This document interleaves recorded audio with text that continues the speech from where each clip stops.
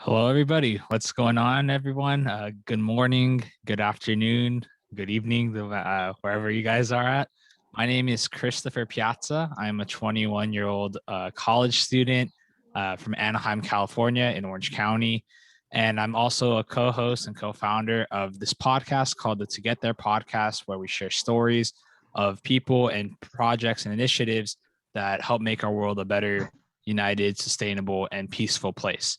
And today I'm joined with my co-host, Noe. So Noe, you want to introduce yourself? Hello, everyone. Yes, my name is Noé Herrera. I am 23. Wait, no, I'm already 24 now, years old, and I'm also a college student, um, and co-founder with Chris here of the To Get There podcast. Awesome. So before we begin, I want to ask Noe something kind of personal. It's about his hair. I was talking to him earlier this week and he had long hair. So Noe, can you explain something about this new hairstyle that you have? Yeah. Well, yeah, I can share pretty quick.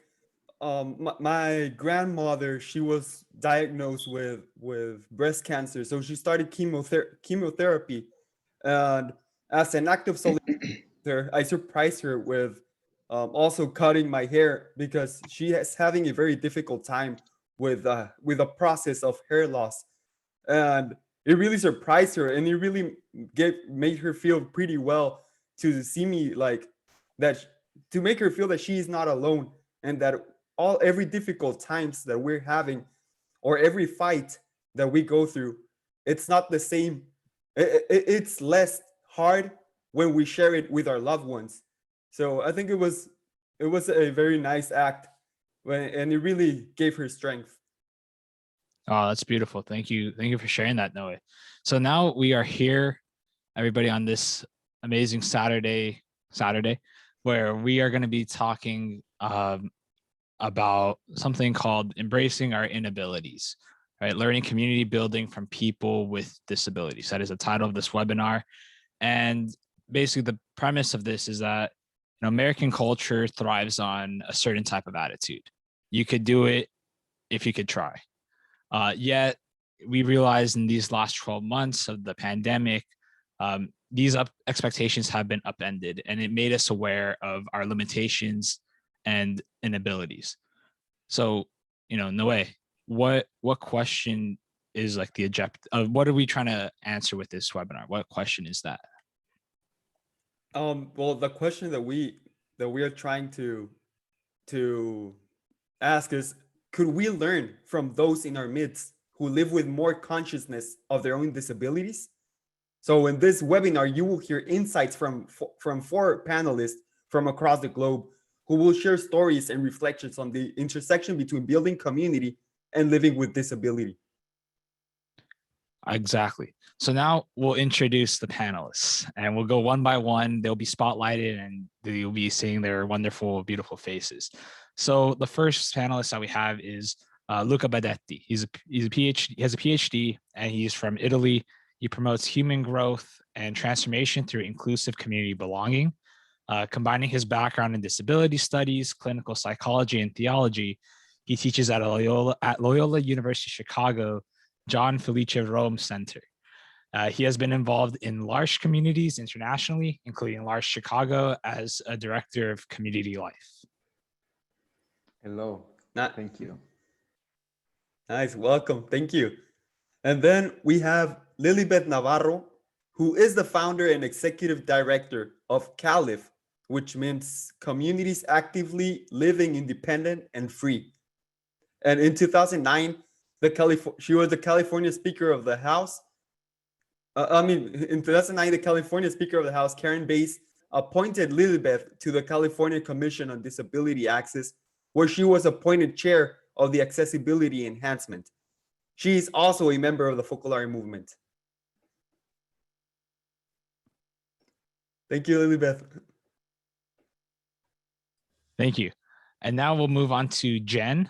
Jen was born and raised in the greater Cleveland area, and was the fifth out of six children. She has been a part of the L'Arche community for 28 years, and she has been fortunate enough to have held many different roles in the community over the years, and the latest as a community leader. She holds a real joy in being able to be in relationship with core members and assistants in the community. She's married to Dan, and they have 4 children. Jen has loved raising her children in L'Arche, and during her free time, she likes to read, do home organizing and decorating, and she also loves to spend time with her friends and family. And last but not least, we have Stephanie, who grew up in Cleveland area with her mom, dad, and sister. She has been a part of the large Cleveland community for 7 years and has attended her day program for 4 years prior to COVID. Stephanie loves Disney movies and knows a lot of movies and TV trivia. Stephanie enjoys puzzles, playing card games, and arts and crafts. She loves to shop, especially for jewelry and nail polish. So she's a great friend, and checking in on and supporting her friends is extremely important to her. She also enjoys helping out around her house and especially likes assisting in the kitchen. So she has a smile that lights up the room, and she is always willing to share it. So welcome, Stephanie. Awesome. Great. So before we get right into it, we're going to explain a little bit about the format of this webinar. It's going to have 3 different sections, you could say. So we are going to start with a first round of questions that will pose a personal and individual question to each panelist, and they'll take 5 to 6 minutes answering that question. And in between, Noe and I, we will kind of wrap up their thoughts and move on to the next panelist. Then after like 20 minutes or so, we'll move on to the second round of questions, which is actually one question that's posed to everybody, all the panelists, and they'll answer it based on their experiences and expertise. And while that is happening, Noah, do you want to explain of the third section of this webinar? Yeah, the third section, we will have the question and answer, which in the bottom part, you can see like a Q&A section, which if you have any question at any time for our panelists, you can write them down. And in the end, they will be answering all of these questions. And yes, and Carolucci, do you want to quickly introduce yourself as the question moderator? Yes. Hello, everyone. I am assistant editor at Living City Magazine, and I will be helping out today by collecting your questions and posing them at the last 10 minutes of the program. Thank you. Thank you. All right. So, Noe, you ready to get started? Yeah, definitely. Are you? All right. So I'm always ready. All right. So this first question will begin with Luca. So wait till Luca gets spotlighted right here with us. All right, awesome. There he is. All right. So Luca, so before writing your book, I Believe in You, which is out on the New City Press website, published by New City Press, you gave a TEDx talk entitled Embracing Your Inabilities. So what do you mean by that? And how did this message come from living with people with disabilities? Yeah, so the TEDx talk, Embrace Your Inabilities, was the result of an experience, of something that I lived in large communities in which people with and without intellectual disabilities share life. One of the things that I learned while living in large is how we all need one another, and no matter what whether we have disabilities or not, we all have abilities and inabilities. We all have gifts to share. We all have things that we are good at. And we all have things that we don't know how to do. And we need other people's help so that we can do them or do them better. And I think that's one of the beautiful things about community, welcoming people's gifts and meeting others as equals.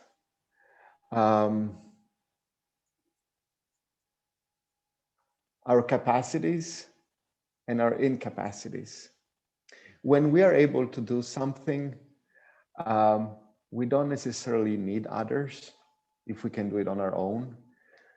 But when we are not able to do something is when we can ask someone, I need you. Can you help me, or can you support me? And we all have those needs. So really living with people with disabilities and in community, sort of the line between disability and non-disability was not always clear. So people might have different,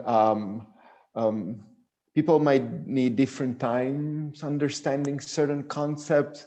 People might communicate in different ways, but fundamentally, we really share a common humanity. As a matter of fact, I'm reminded of, one evening, when I think about those words, I believe in you.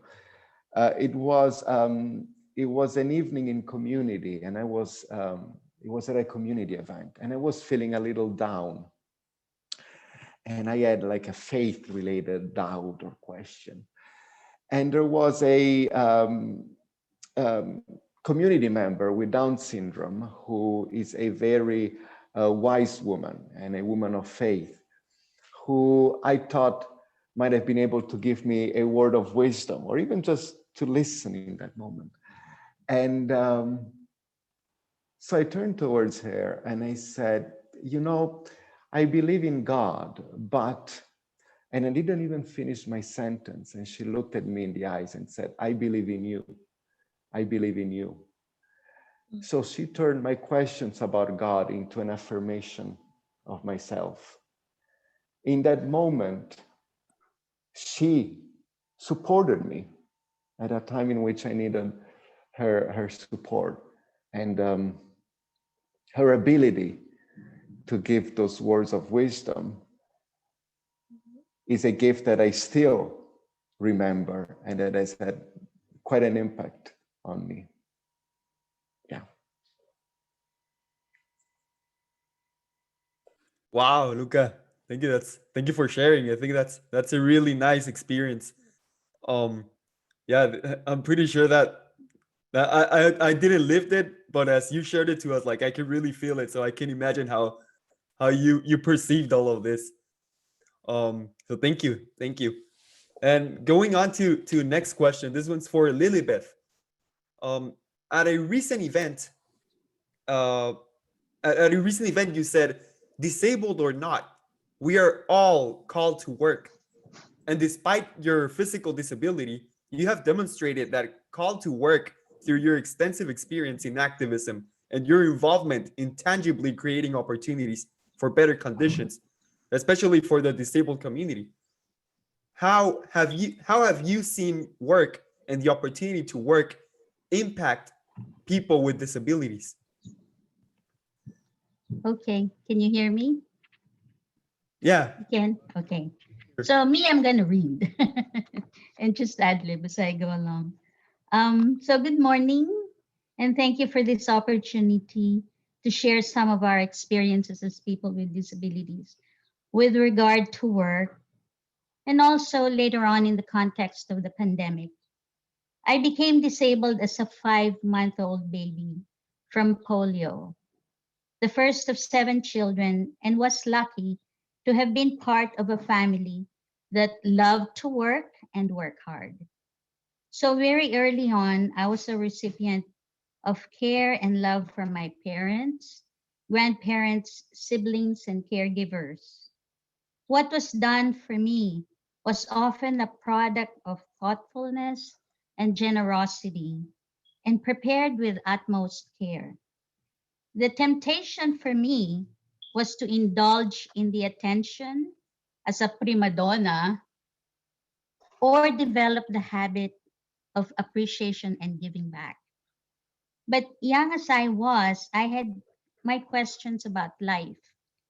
Why was I with a disability when all my siblings had none? Why did I have to struggle so hard physically when the rest could just move about with no sweat?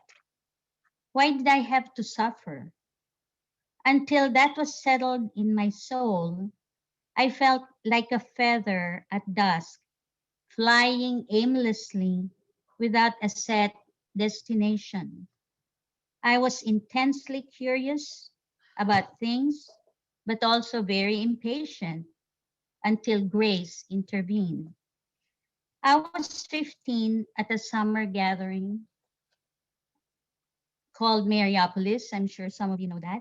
When I met the GEN, an international youth group movement of the Focolare movement.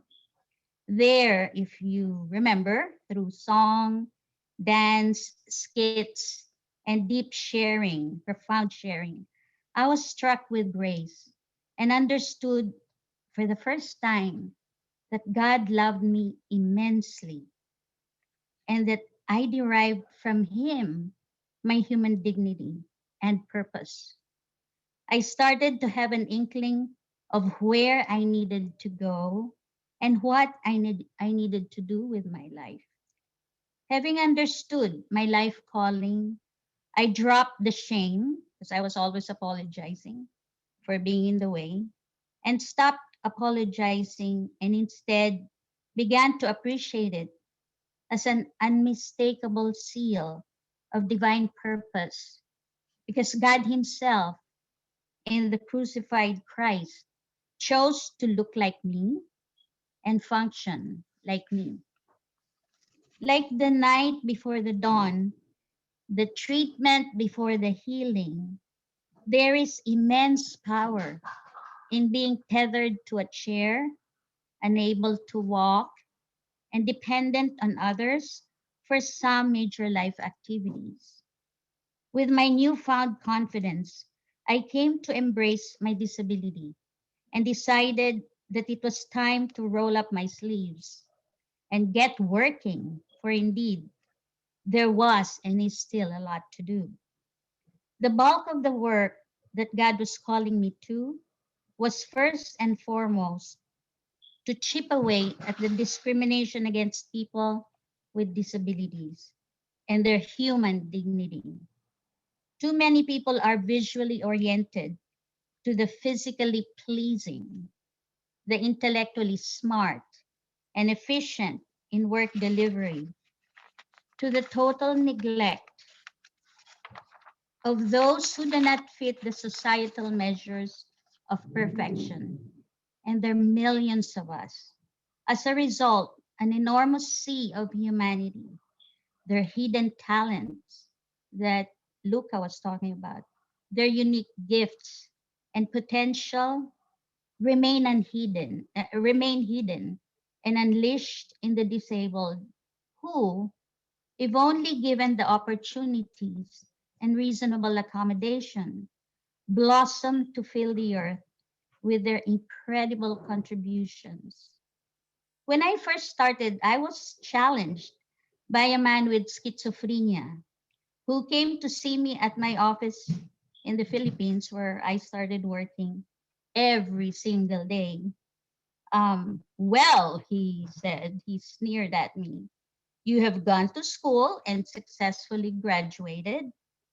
Now, what are you doing for your brothers and sisters with disabilities? He repeated this to me, like I said, almost every day. And this nagging was becoming a huge irritation. But that time, Carol Lubick, the founder of the Focolare, had a beautiful meditation. She taught us that pearls are formed by grains of sand that actually irritate the oyster, right? Each time, she said, a grain of sand comes into the oyster, instead of the oyster spitting it out, the oyster embraces it with its saliva again and again and again until what comes out in the end is an exquisite pearl of great price. So I turned to my royal tormentor and embraced this challenge the way the oyster embraced the sand. I decided to turn the temptation to shut him off to starting with him a productive enterprise for the disabled. Many of our friends, now elderly, have branched out to their different pursuits, including the first project for those with mental disabilities, founded by my friend, the Pearl. He now has a project where he collects a lot of medication, antidepressants, and gives them to the poor with mental disabilities in my town. And I'm very proud of him. It would not have happened were it not that conversion at heart. Before I left my country, while convalescing at home, I was I was just done with back surgery. I was flat in bed in a plaster cast. My mom told me of a young man who was suicidal because because he got shot and he lost the use of his both his legs and his left arm. He was at the prime of his life, very popular in college, and he was a great swimmer. He lost his faith totally and blamed God for the tragedy. We wrote to each other for years, and I kept encouraging him never to give up and to beg the same God that he hated, to beg him for a reprieve and a reversal of fortunes. I'm sorry, I have to take some water.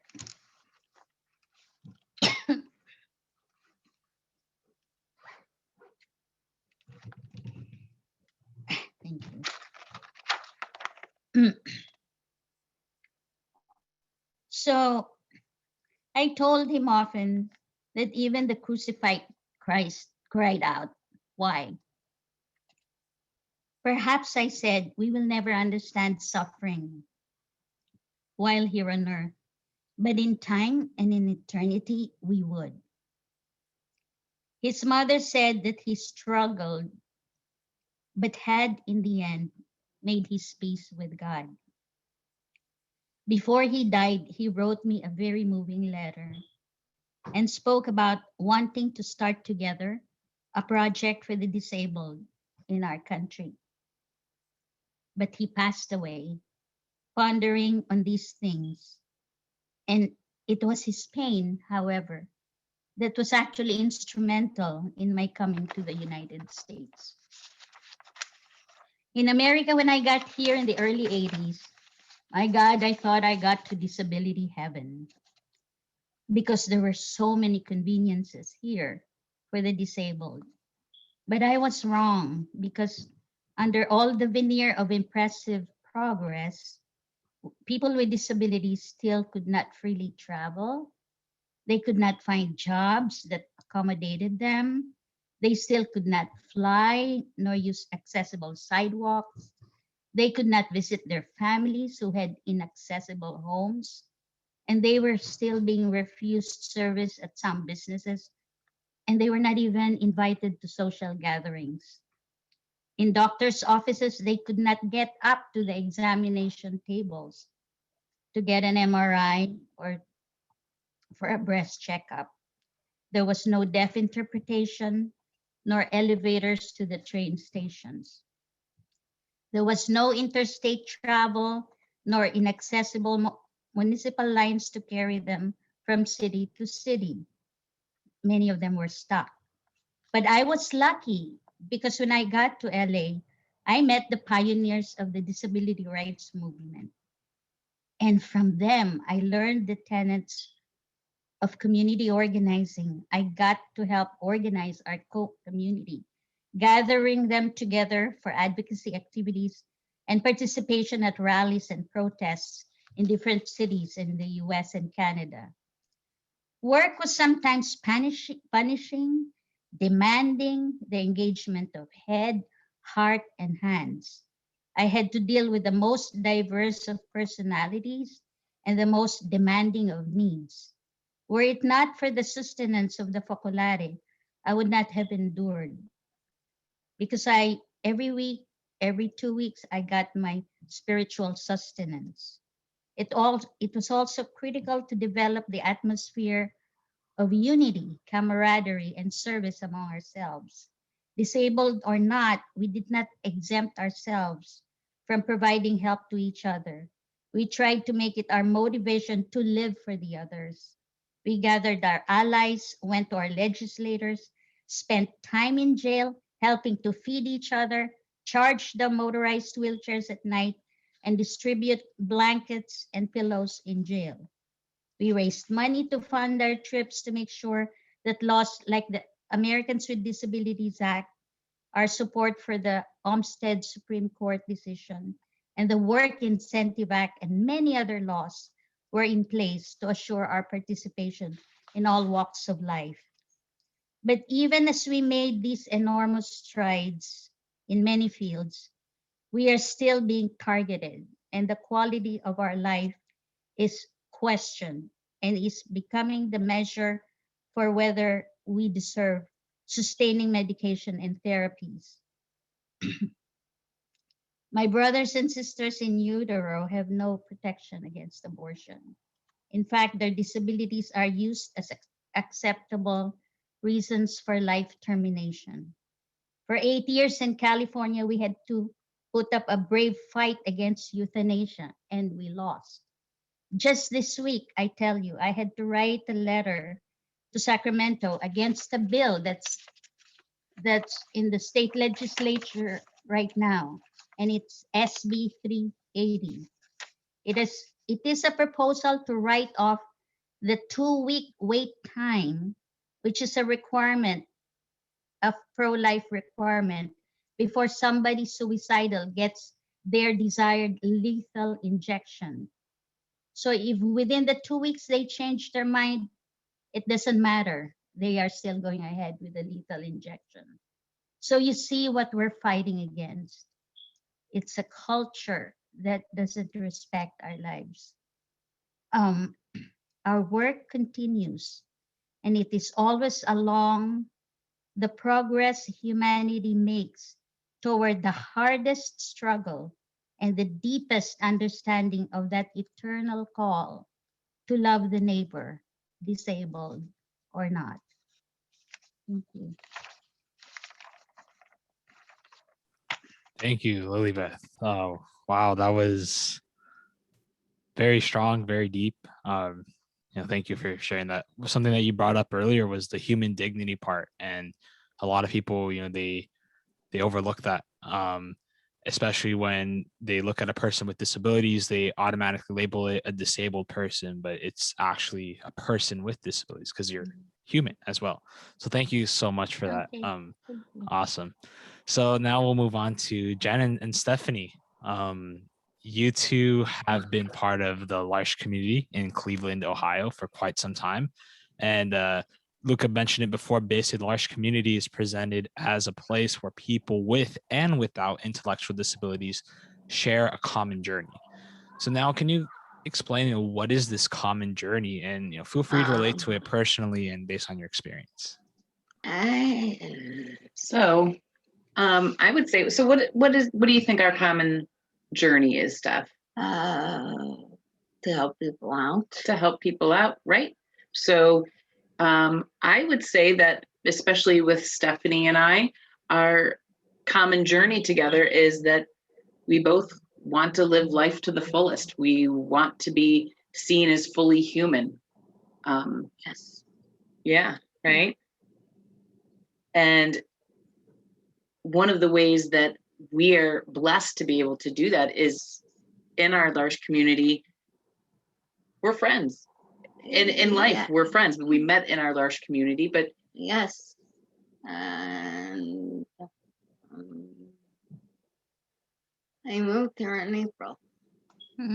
Yeah, and next month it'll be 7 years that you've been in community, right? 7 years. Yeah. Yes. And our friendship has gone through a lot, right? We've supported one another. When Stephanie had a pretty serious illness and was spending lots of time in the hospital and having surgeries, I was able to be there for you. And Stephanie is there for me all the time.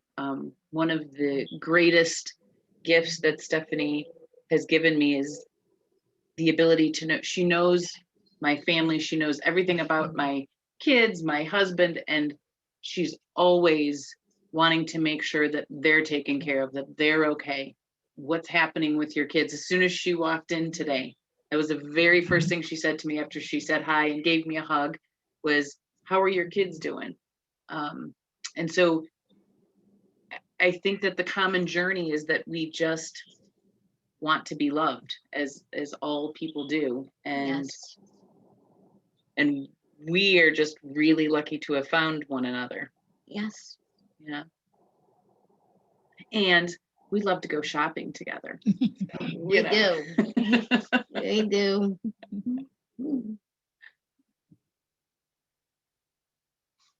Very beautiful. Awesome. Thank you. Thank you so much, Jen and Stephanie. That's you both are a true testimony of real friendship, and not only that, like beyond, like even creating unity between every single human being. I think that's really really inspiring. Um, but I would like to make a comment, but like for example, for me or for us, because I'm pretty sure that there's people who can relate, that for us, that we don't have a close interaction with a person who has a disability. Society usually has taught us that people with disabilities should be treated differently. But now, thanks to all of your experiences and what you have just shared to us, I can now understand that people who have disabilities don't want or don't like to be treated differently. Like they usually feel excluded when we treat them differently, even when we want to create a more inclusive society. So based on your perspectives and experience, what do you like? This is a question to all of you. What do you all think that this thin line, as Luca mentioned earlier, that there's this thin line between including and excluding people with disabilities?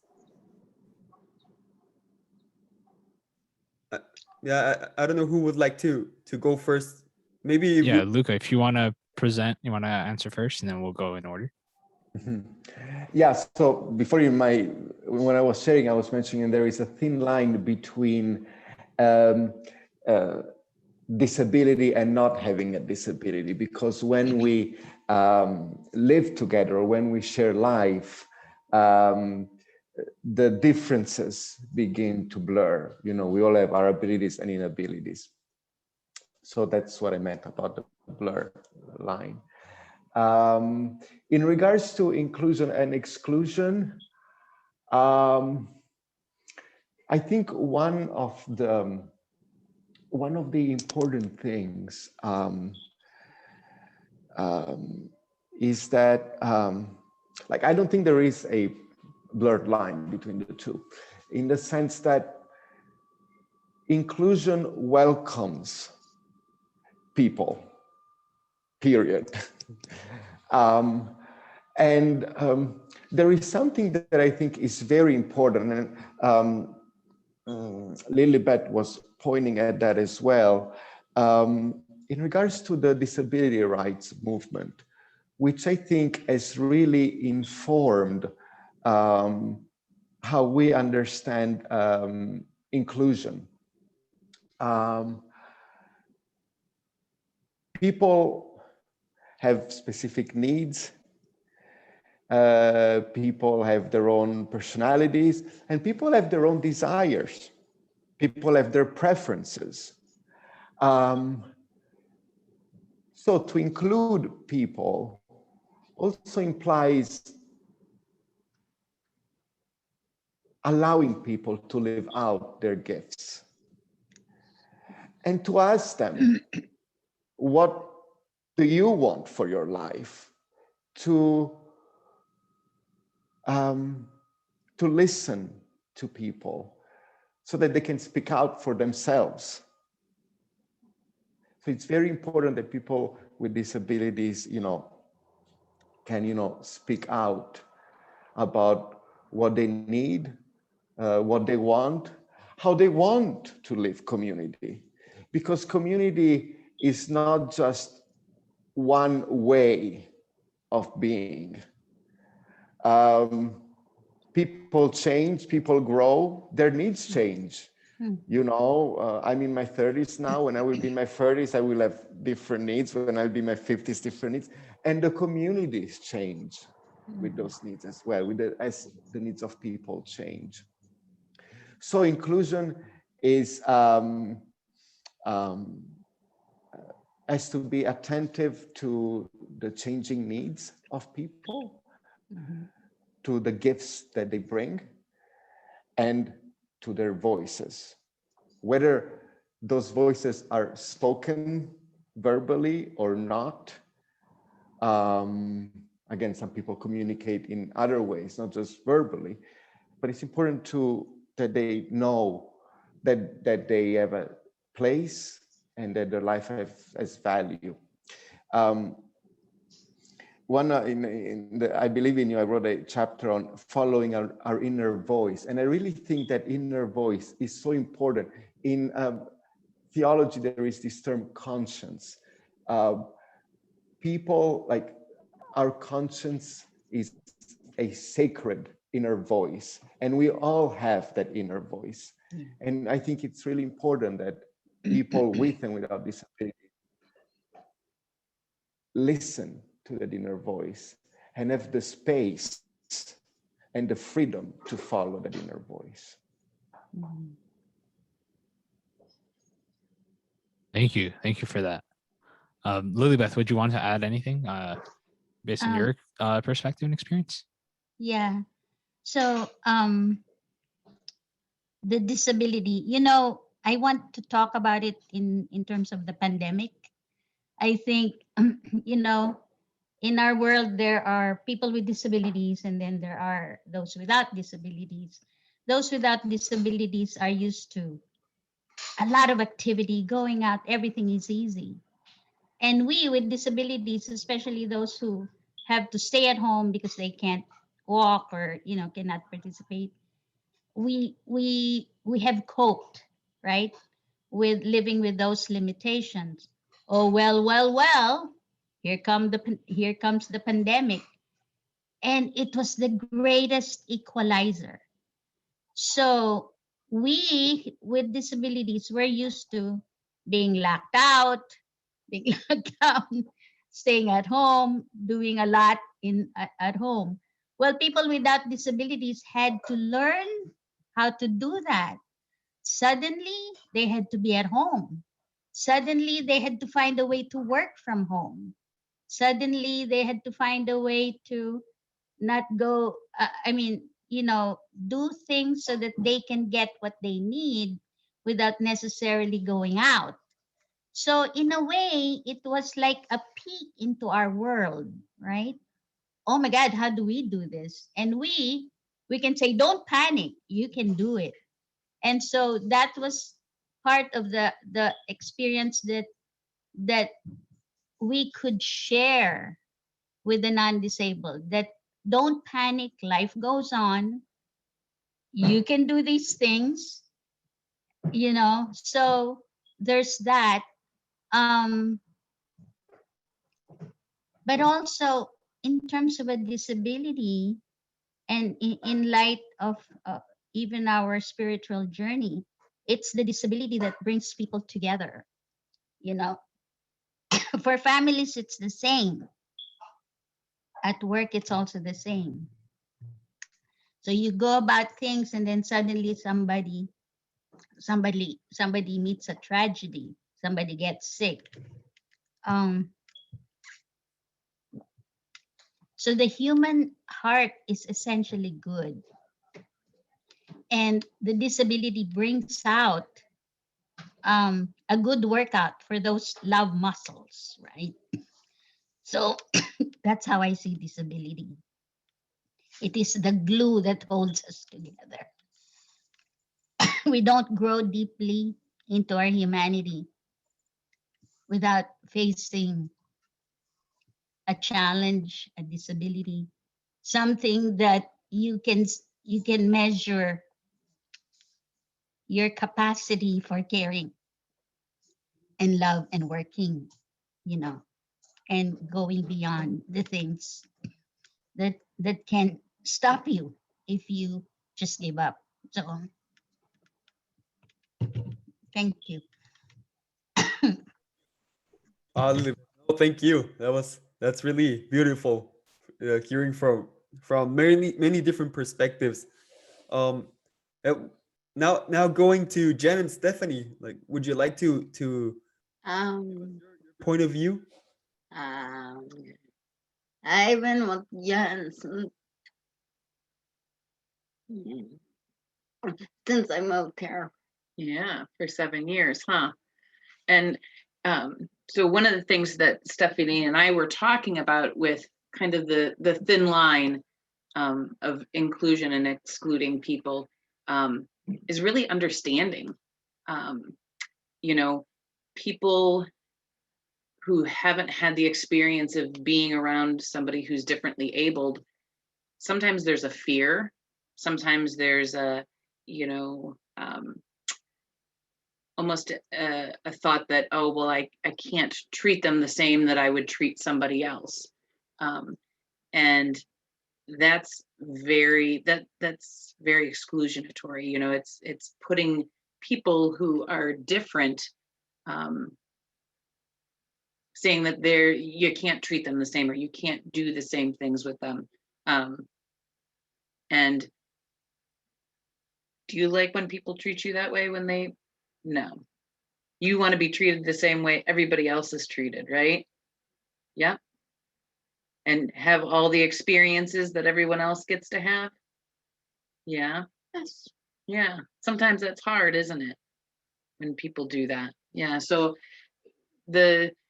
what I have been able to learn from my friends like Stephanie is that, you know, treating them the same way I want to be treated, including them in all of the things that I want to do and be a part of. And so for me, that thin line is really sometimes fear, I think, of not knowing.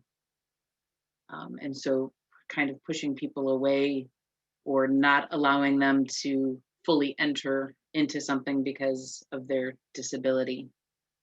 Yeah. Yes. Yeah. Amazing. Perfect. Yeah, what you brought up about being treated equally, that thin line, also just fear. I think for most people, we got to kind of overcome that hump, that stigma. Like, okay, like this person is a person first. I said earlier, right? And yeah, that the way you put it was perfect. For people, like you with your experience working with large community, that I think that's something that you've learned, with experience and time, and it's obviously not going to happen in a snap, but that effort will definitely help, your own confidence and also your appreciation towards your friends, because and all that we're all friends, we're all humans together. So perfect. Thank you guys for answering those questions and really, providing your honest insight and personal insight. And it was, at least in my opinion, it was very thought-provoking and all that, hearing all these different sides, because that's what's really needed right now. So in these closing 10-15 minutes, we actually do have some questions, and I'll kick it over to our third host, you could say, Chiara Luce. So tell me what's been going on in the Q&A section. All right. So it's you can tell people are really absorbing what you're all sharing. First off, here a certain person had said, not a question. Thank you all for sharing. Very powerful. And I think I echo that sentiment, that it's one of those webinars that I think we're going to be re-listening and rethinking how we see this question. We had another question from one of our audience that asked, are all of you attached to some sort of organization? Is it necessary? I believe what the person is trying to say is it helpful to be part of some sort of organization in this work that you do? I don't know if any of you would like to expound on your connections to organizations. Can I take a stab at it? I think it is. And I learned this from the disability rights movement. There's power in numbers. For example, the bills that are going through the state legislature, we need to watch those because people are making decisions that can hurt us and we don't even know. If we don't watch, if we don't ally with groups that feel strongly that our lives matter, that people with disabilities need to go on. If, each one of us is a gift, and how a broom is, you put all the little things together and hold it together and it can, use it to clean the floor. You got to get those things out of the way. The negative thoughts about the life with a disability, we gotta have and fight for that space also, because it's not just about us, it's what God wants for our humanity. Because what really impressed me about the Focolare movement is that focus on when we want something good, we always have to look at what we can pay it with. And it's not because God is a businessman. It's because he knows, to grow a plant, you need the fertilizer. It's not the best thing to touch, right? So, but you go through it, you put it in the plant, you water it, and wow, you have a plant. So we got to get together, and there are independent living centers in all of the US. Every urban center should have one. We have one. Every center is a standalone nonprofit. So if you have that in your city, then get involved. There are also the developmentally disabled community for Jen and Steph and your organization. You do such great work. So we learn from each other. Our focus is, public services, but also legislation and systems change. And we learn a lot from, the gifts that we bring to each other. So it's good to be one person. Do not forget that dimension too. If you happen to sit with somebody on the train who maybe you can talk to and bring that and start that conversation, and then they leave, they say, wow, I never knew that before.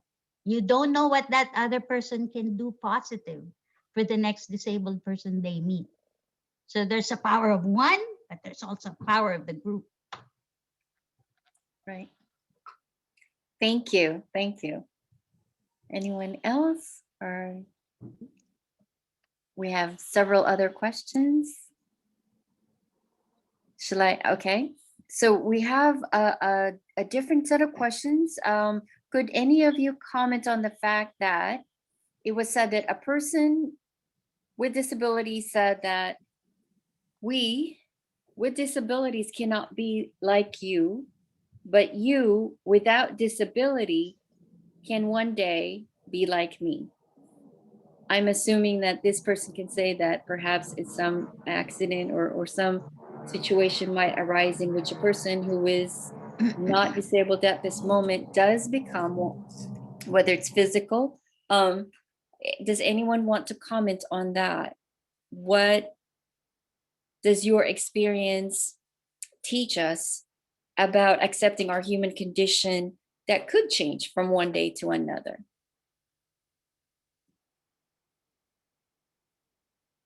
Is that clear? Luca. If you, one of the interesting developments that have also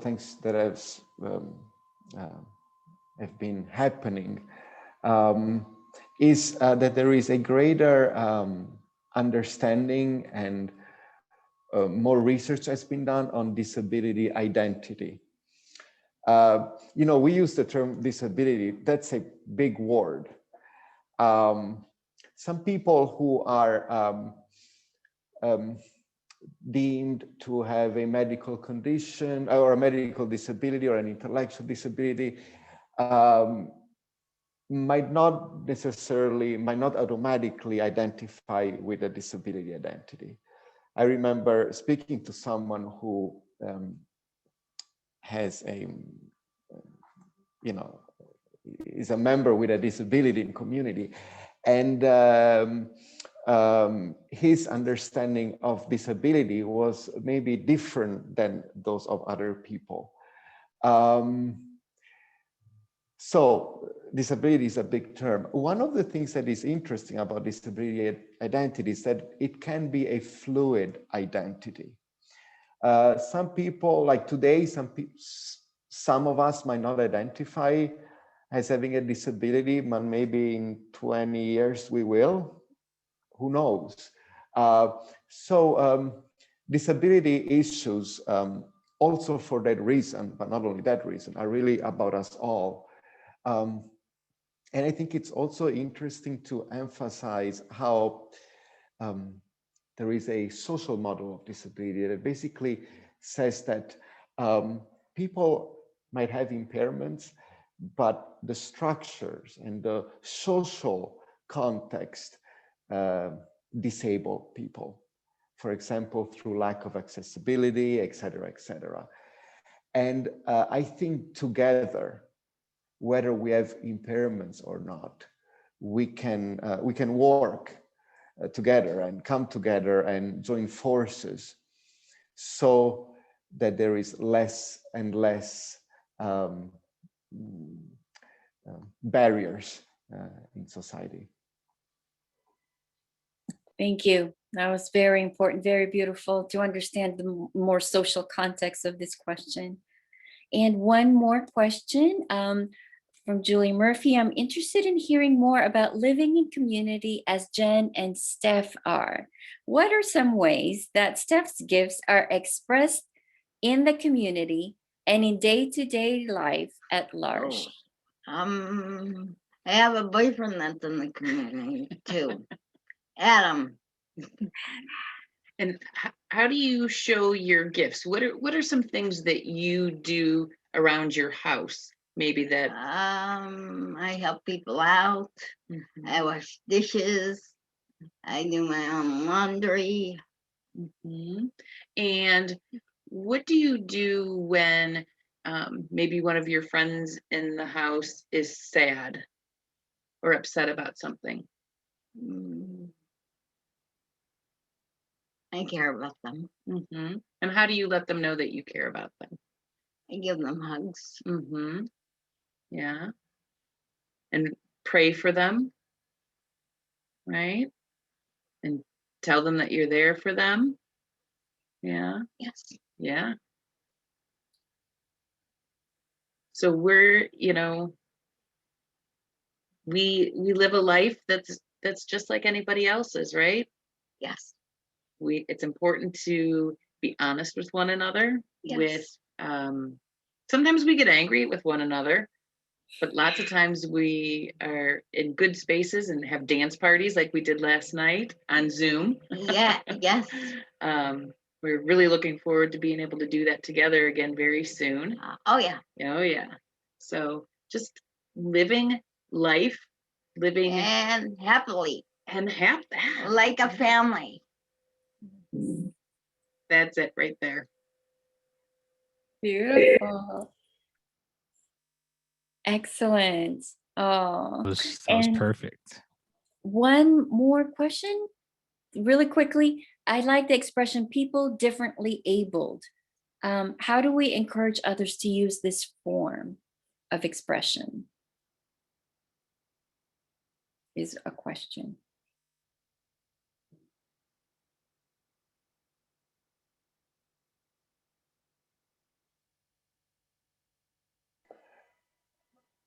If you want, I can try to sort of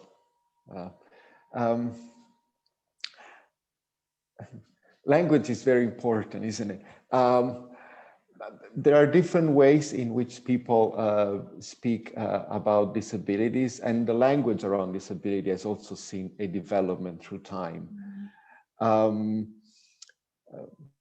I think it's important to understand, you know, what's at the heart of what people are trying to say, right? People might use the term like people with different abilities. The tricky thing is just that, you know, we all have different abilities. And, you know, this really came to mind. Something really helped me change my perspective on language when, you know, some people say, oh, we all have disabilities. And then I thought about a friend of mine who had a lot of medical needs and had a physical and intellectual disability. And he had, you know, medical, again, needs that were different than my own and were different than those of many others. And to just say we all have disabilities without understanding how some people have different experiences and needs that need to be taken care of and need important support. Yeah, so I think we all have abilities might kind of sort of group everyone together, but at the same time might not clearly point out how there are specific needs related to disabilities that need specific supports, political supports, economic supports, social supports, cultural supports. So I think even with our language, I think it's important to sort of point that out. Thank you. Thank you. I'll pass it back to you guys. Thank you, Luce. Thank you. Thank you, Luca. Thank you, Lillibeth. Thank you, Jen. Thank you, Stephanie. But unfortunately, our time is coming to an end and we have to wrap it up right now. So we would also like to thank all of the participants for listening to this wonderful stories and experiences. And also for asking so many questions that I think that not even time gave us chance to answer all of them, unfortunately. But yeah, we are truly thankful with all of you. And if you would also like to check out other similar stories where Chris and I interview people, you can check out our website from our podcast. It's To Get There podcast, and you can find it in all major podcast platforms. And also, we would like to thank our sponsors, who are New City Press, New Living City, and L'Arche. And also that to all participants, you will be receiving a follow-up email on Monday about this panel. So it's gonna be so you should be there checking your email for it. I believe on Monday, right? Yeah, on Monday. Awesome. So yeah, I think that's it from our end. I don't know, Chris, would you like to end to say something? No, I echo the same things. Thank you guys so much, participants, panelists, people working behind the scenes, New City Press and Living City crew. Behind the scenes, we have Claude, Suzanne, and Mateo, the brains behind the spotlighting and all that. So thank you guys so much again. And yeah, I hope everyone enjoys the rest of their Saturday and the rest of their weekend. And it was amazing. Hope we could keep in touch. Thank you guys. Thank you. Thank you. Bye-bye. Thank you. Thank you. Bye. Bye, Jen. Bye, Stephanie. Bye-bye. Bye-bye.